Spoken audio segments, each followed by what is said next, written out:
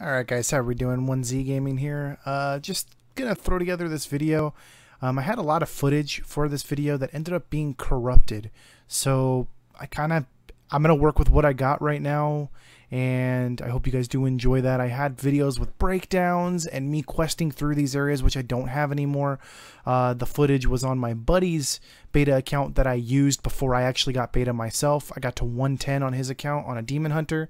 And then on this is now my account where I only got to like 103, and then I stopped playing just because I just, was like, okay, I'm not gonna get another 110 Demon Hunter here. So this one's 103, but I still have all my notes from that.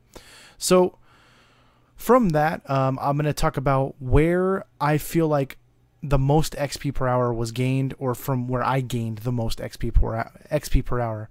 So the most XP per hour for me was in Stormheim.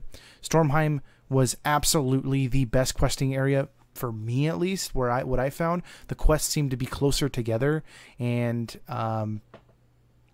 they just they chain together. You keep moving in that direction. You're not really going out of your way for quests, which I really liked at Stormheim. That's a place that I would really recommend to go. Those of you guys that do know, there's no like level requirements for the questing zones in Legion. It's kind of you go where you want to go. There's no like, okay, you're at Hellfire Peninsula and then you move to Zangar Marsh or Terakar Forest or Blade's Edge, and then you move to whatever, Nagrand, kind of like how the other expansions and stuff are. It's not like that. You choose where you want to go, and the place will go to to your level. Now the next place that I found the most XP per hour, there's a little stutter there with the recording program, was Val, which is where I'm at right now. Val Shara.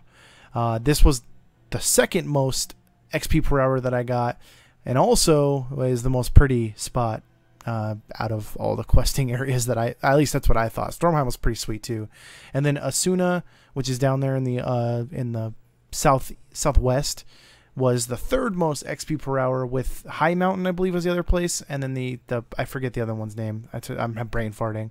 Were the least XP per hour for me, at least. Now for Demon Hunters, I think a lot of people are gonna be leveling as Demon Hunters and stuff like that.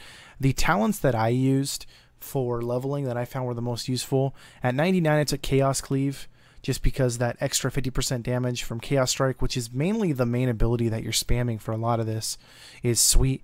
Demonic Appetite also feeds off Chaos Strike as well, and it gives you the soul fragments. And I took First Blood at 102, which gives you the Blade Dance that costs less and deals more damage to the initial target. That is sweet.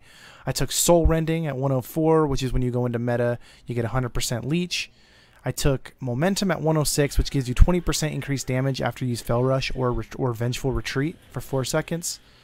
I took Demon Reborn when going meta. Demon Reborn, when going meta, you also reset your cooldown of I-Beam, Nova, and Blur. Chaos Nova and Blur. 108's really like PvP oriented, like all the abilities across the board. I feel like they're all like really good in PvP, and they do fine in PvE. Like you could take the glaive toss, the glaive master, which snares things, which is really cool for getting away or catching something. And the 110, I'm not going to go over that because at 110, you're not leveling anymore. So when leveling in Legion, the one question I get asked the most is, should we be doing bonus objectives? Are bonus objectives worth it? Are they like they were in WoD? Now, they're not as powerful as they were in Warlords of Draenor, but I mean that's a good thing. It was a little bit crazy how insane bonus objectives were in Warlords of Draenor. You got so much XP for them. In WoD, they are absolutely worth it. If you did not pre-order, or I'm sorry, not in WoD, in Legion, they're absolutely worth it. They're still worth it. You don't get as much XP as you did in Warlords of Draenor, but they are still absolutely worth going out of your way, or not even going out of your way, just doing them while you're questing within that area. They're definitely worth it. Now, if you were one of those people that didn't get Legion pre-order, and so you didn't get the Demon Hunter and you don't get to get one early, that's still fine. Do the bonus objectives in the Demon Hunter starting area, because you're going to get to 100 regardless leaving there.